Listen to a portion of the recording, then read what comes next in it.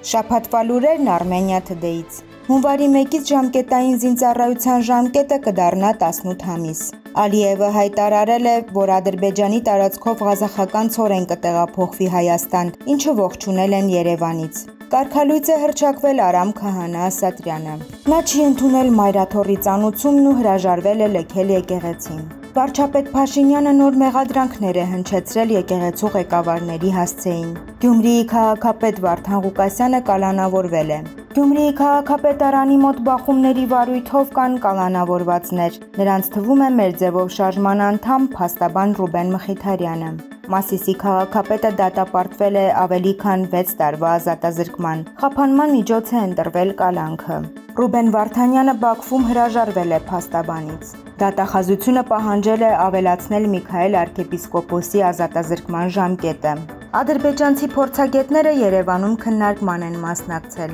Բեռնատարների վարորդները փակել են Վրաստանի հետ սահմանի միջպետական ճանապարհները։ Հայաստանը մանկական Եվրատեսիլ 2025 երգի մրցույթում կներկայացնի 12-ամյա Ալբերտը։